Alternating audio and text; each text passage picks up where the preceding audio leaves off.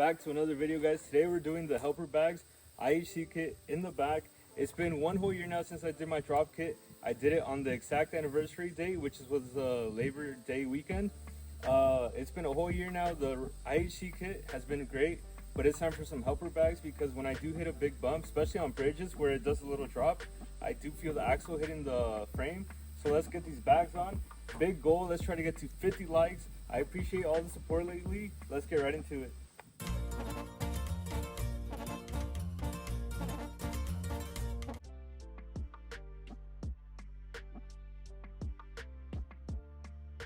Alright guys, so here's everything unpackaged.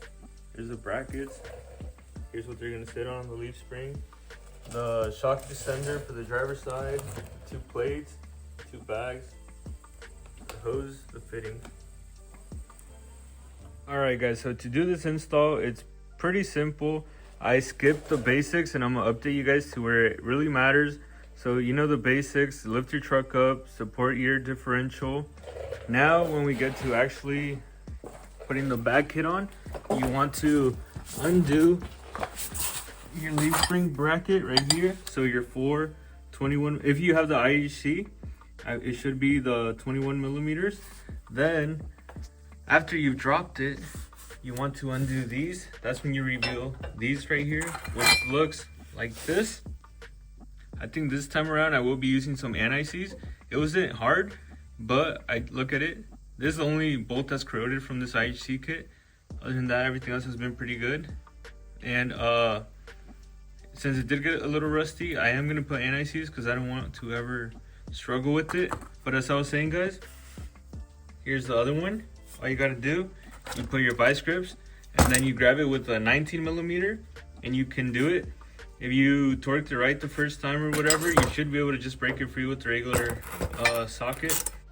All right, so here's where we're sitting. One thing I did forget to mention, but you should kind of know if you already did your drop, you need to clamp the leaf springs together. That way you don't separate them. After you get them back on, you gotta make sure you have everything tightened down.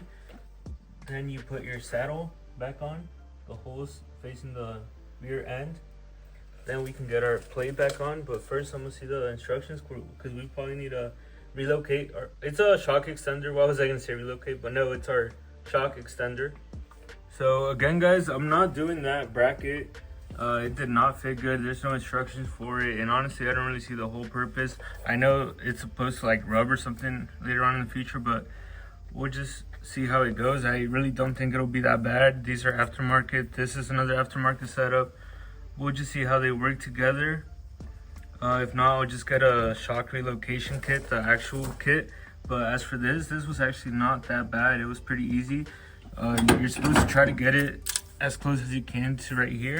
So we're there now. It's just ready to be tightened up. The back set back here.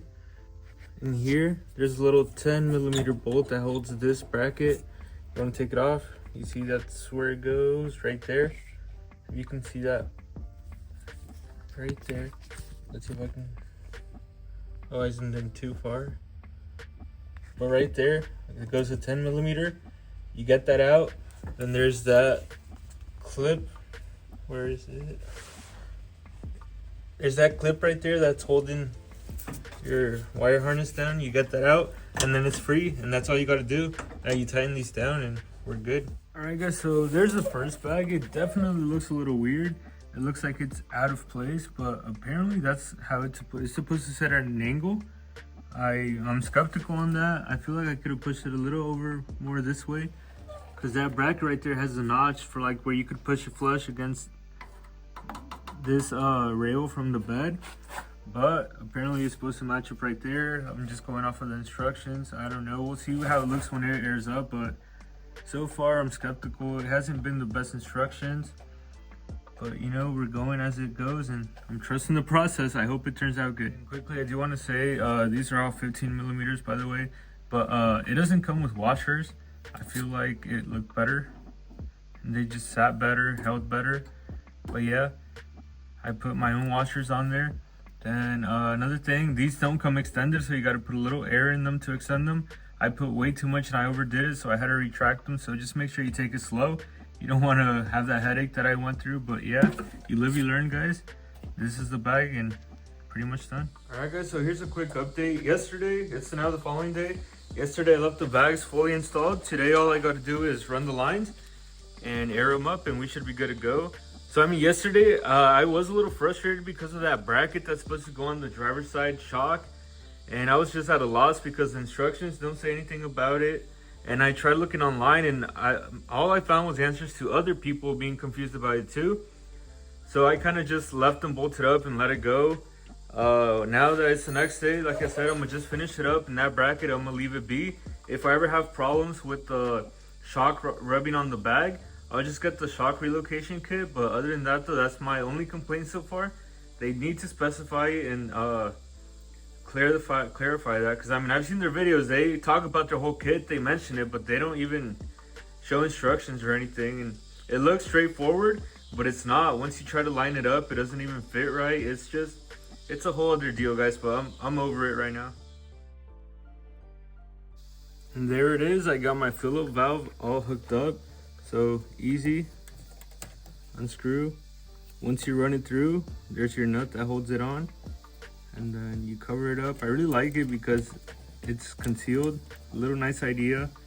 Feels like it's something I would have done if this wasn't even the way it came. But yeah, really easy to do. I'm gonna show you guys how I did it on the backside. So this is the backside behind the bumper. That's where my license plate goes. I did notch the top up here. Pretty much have to if you want to do this, but no, you see my finger fits back here. The line is not touching this part. I was trying to cut it, but then on my rotary tool, the little disc just blew up, and I was like, you know what, maybe that's a sign it's good enough.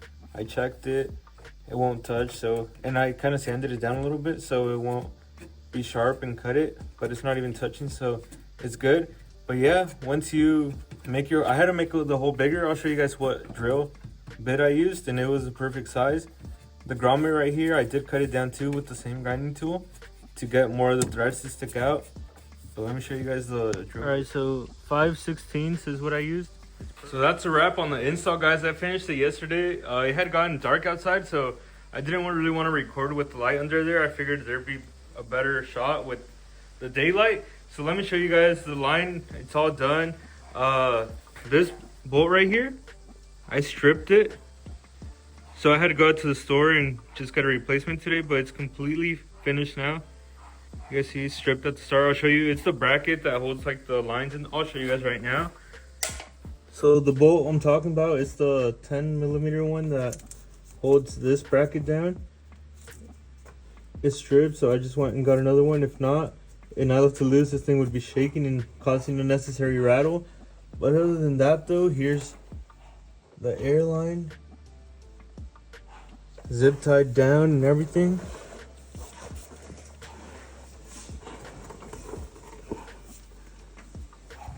I showed you guys the union right there, and it goes all the way around to the other side. So you know, same thing over here. I used the holes in the frame to run my zip tie through, like right here.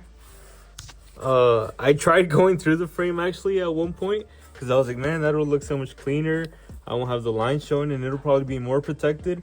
But when I tell you it was hard, man, it was hard. And I have one of those little arm things that you can run through and the ends open up so you can run it.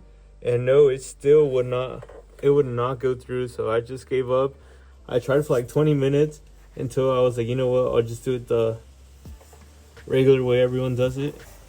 And I'm still happy with it. And it just goes over the frame right here and out to the bag. I did do the soap and water trick. Just get like an atomizer or something, a spray bottle, put some soap and water and spray it around your connections, like on your unions. Spray it to where it goes into the bag, and you shouldn't see any bubbles. Look at the bags filled up. It's all looking good. As for the driver's side shock, you can see there's clearance between the bag, like maybe 1.5 inches of clearance right there. No rubbing or anything.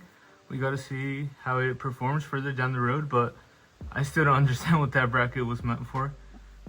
But yeah, Here's that. No bracket installed, and we have clearance. So as for the air pressure, I just filled the bags up to 20 psi. I am going to ride around like that for a bit, see how it goes, and just adjust from there. Either go up or down on my psi, but so far so good. Let's see how that goes.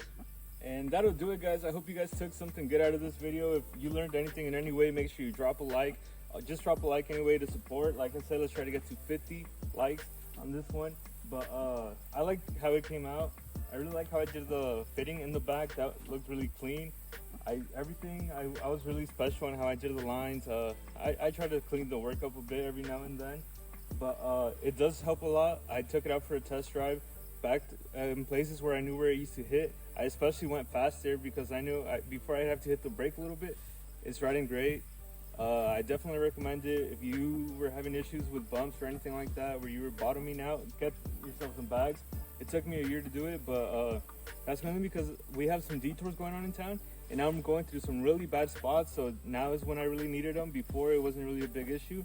But other than that, though, it's the IHC upper back kit with the IHC 3.5 ride quality kit, and it works really good.